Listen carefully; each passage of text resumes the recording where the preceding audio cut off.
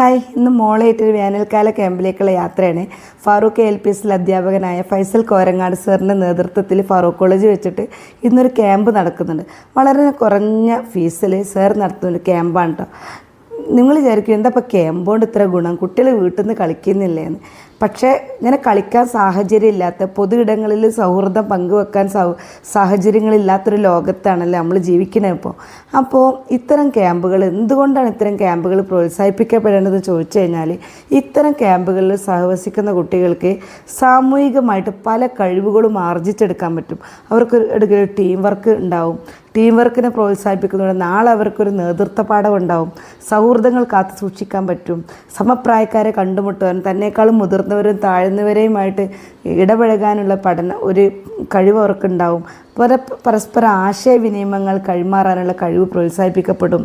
പാടാനും ആടാനും കളിക്കാനും നാലാളുകളുടെക്കിടയിൽ സംസാരിക്കാനും കഥ പറയാനും പാട്ട് പാടാനും അതുപോലെ ഗെയിംസുകളുടെ ഫിസിക്കൽ ഗെയിംസും ഇൻഡോർ ഗെയിംസും അതുപോലെ തന്നെ മെൻ്റൽ എബിലിറ്റി വരുന്ന പസിൽസുകൾ, ഇതെല്ലാം തന്നെ അവരെ സർവോന്മുഖമായ വളർച്ചയ്ക്ക് സഹായിക്കും.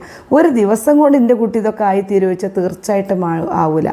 ഇത് നിരന്തരമുള്ള ക്യാമ്പുകളിലൂടെ, ഇത്തരം ക്യാമ്പുകളിലൂടെ നമ്മളുടെ കുട്ടിക്ക് നമ്മൾ പോലും അറിയാത്ത ഒരു വികസനം ഉണ്ടാകും, മാനസികമായിട്ടും ശാരീരികമായിട്ടും എന്നുള്ളതാണ് ഇത്തരം ക്യാമ്പുകളുടെ ഒരു പ്രത്യേകത.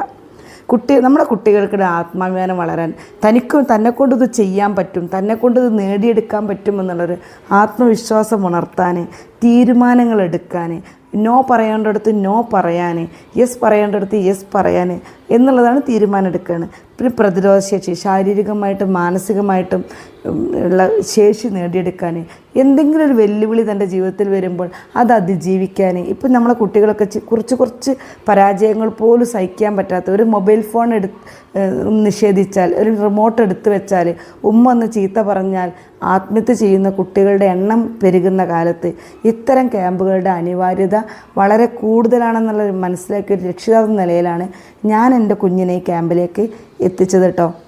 അപ്പോൾ നമ്മളെ കുട്ടികൾക്ക് നല്ല വില കൂടിയ ആഹാരം വാങ്ങിക്കൊടുക്കുന്നതോടൊപ്പം തന്നെ, നല്ല വസ്ത്രങ്ങൾ വാങ്ങിക്കൊടുക്കുന്നതോടൊപ്പം, നല്ല ടൂറുകൾ സംഘടിപ്പിക്കുന്നതോടൊപ്പം തന്നെ ഇത്തരം ക്യാമ്പുകളിലേക്ക് ഒരല്പം പണം ചിലവാക്കി നമ്മളെ കുട്ടികളെ എത്തിച്ചു കഴിഞ്ഞാൽ നമ്മൾ പോലും പ്രതീക്ഷിക്കാത്ത ഉയരത്തിലേക്ക് നമ്മളെ കുട്ടികൾക്ക് പറക്കാൻ കഴിയുമെന്നുള്ളത് ഒരു ഉറച്ച വിശ്വാസത്തിൽ തന്നെയാണ് ഞാൻ പറയുന്നത്.